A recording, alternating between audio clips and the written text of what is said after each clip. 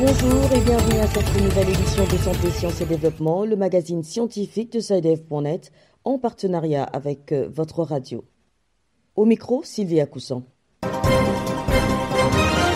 Au menu cette semaine au Burkina Faso, une cinquantaine d'établissements privés de soins de santé ont été fermés dans la région de Ouagadougou sur décision du gouverneur. Selon l'autorité administrative, ces structures sanitaires étaient illégalement implantées dans la capitale. Pendant ce temps, en Côte d'Ivoire, le gouvernement a validé la création de l'Ordre national des infirmiers et infirmières. L'organe sera désormais chargé de réguler l'accès à cette profession et son exercice dans le pays. À l'occasion de la célébration le 30 janvier de la Journée mondiale de lutte contre les maladies tropicales négligées, nous ferons un état des lieux en Guinée où certaines de ces maladies affectent surtout les populations les plus pauvres et les plus vulnérables.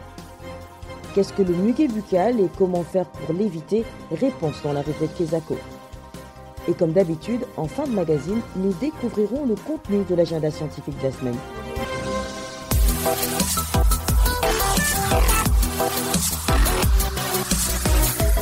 Bienvenue à tous. Au Burkina Faso, le gouverneur de la région du centre qui couvre Ouagadougou a ordonné la fermeture de 46 établissements privés de soins sanitaires. Selon la décision prise le 6 janvier dernier par l'autorité administrative, ces structures de santé étaient illégalement implantées dans la capitale. Les précisions de notre correspondant Abdelaziz Nabaloum à Ouagadougou. Cette injonction du gouverneur de la région du centre, Issa Desibiru Ouedraogo, concerne 46 établissements sanitaires privés de soins de la capitale Ouagadougou. Pour le non-respect des dispositions des autorisations de création et d'ouverture, ils ont été sommés d'arrêter sans préavis leurs activités jugées illégales. Pour Dr Sano Bernard, médecin de santé publique et secrétaire général du syndicat national des travailleurs de la santé humaine et animale, cette situation est imputable au laxisme des autorités qui n'accordent pas une sérieuse attention à la santé des populations. Le fait d'avoir des formations sanitaires qui fonctionnent et dont personne ne sait ce qui se passe, ça démontre effectivement du peu de sérieux qui est accordé pour la santé de la population. Parce que si dans ces formations sanitaires-là, il y a des soins qui se passent, qui ne sont pas autorisés ou bien qui ne sont pas de qualité, et que ces soins se déroulent pendant des années dans ces formations sanitaires, nous pensons que la faute revient à l'autorité, parce que c'est l'autorité qui doit surveiller tout ce qui se passe en termes de soins. Au regard de la délicatesse de la pratique médicale, recevoir des soins dans des établissements sanitaires non autorisés a des conséquences néfastes sur la santé des populations. Dr Sanon Bernard, secrétaire général du syndicat national des travailleurs de la santé humaine et animale. Personne ne sait quel type de soins est délivré dans une formation sanitaire. Les populations vont, ça a leurs risques et périls. Les risques, ça va de l'aggravation de leur situation de maladie jusqu'au décès. Voilà, le décès peut ne pas survenir là-bas parce que les soins occasionnés dans ces formations sanitaires-là peuvent se compliquer et puis donner peut-être des décès ou dans d'autres formations sanitaires. Et donc, les populations sont perdantes dans cette situation sur toute la ligne. Pour éviter des conséquences dommageables sur la santé des populations, Dr Sano Bernard estime que l'État doit absolument assainir le secteur sanitaire en veillant surtout à ce que tous les établissements sanitaires privés de soins respectent toutes les dispositions réglementaires de création et d'ouverture. Abdelaziz Nabaloum, Ouagadougou, pour Santé, Sciences et Développement. En Côte d'Ivoire, le 12 janvier dernier, le gouvernement a validé la création de l'Ordre national des infirmiers et infirmières. Ce nouvel organe va baliser les conditions d'accès et d'exercice de cette profession dans le pays. Les explications d'Issiaka Nguessan à Abidjan. La création de cet ordre national des infirmiers et infirmières de Côte d'Ivoire, à l'image de celui des médecins ou des pharmaciens, va organiser la profession, à renforcer les mécanismes de contrôle des personnels infirmiers et contribuer à l'amélioration de la sécurité sanitaire des populations, la qualité des soins et les performances du système national de santé. Kofi Oumar, secrétaire général du syndicat des infirmiers anesthésistes de Côte d'Ivoire, sur la création de cet ordre. En principe, pour exercer en Côte d'Ivoire, il faut avoir le diplôme d'infirmier et que ce diplôme, dès qu'on l'obtient, on doit aller s'inscrire à l'ordre.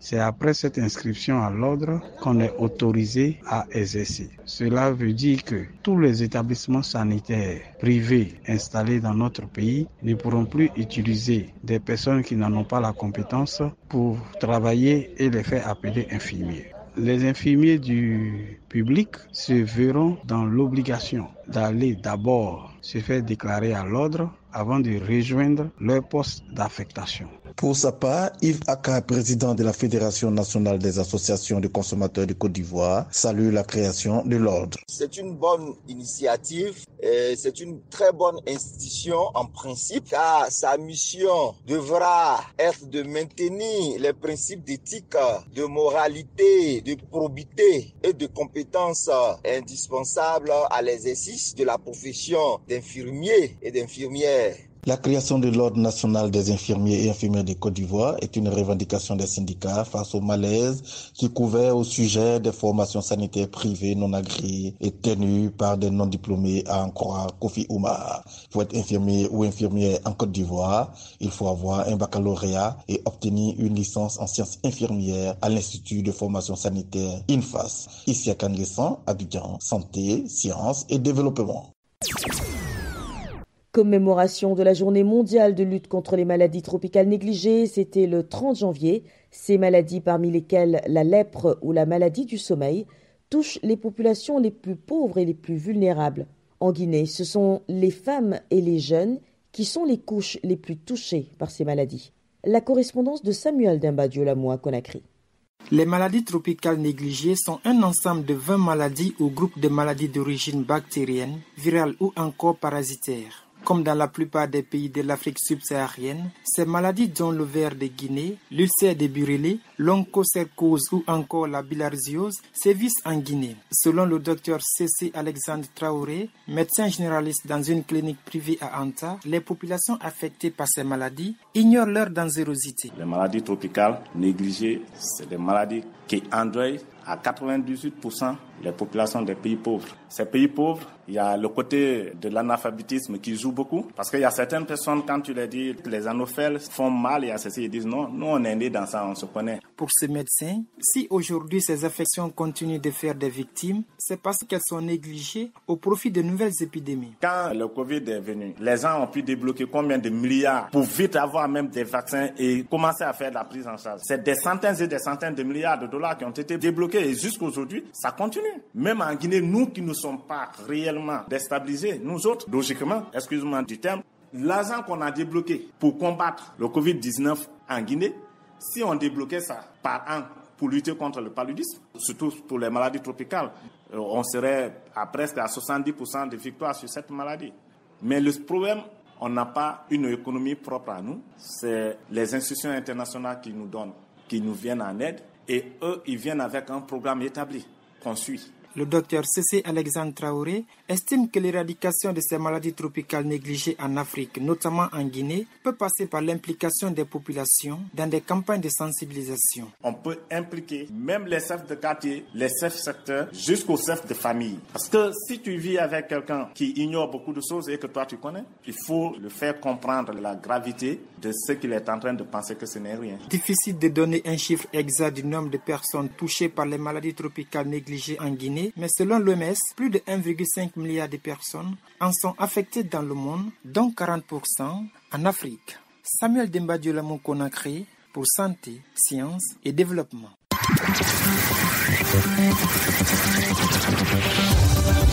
Kesako, qu'est-ce que c'est?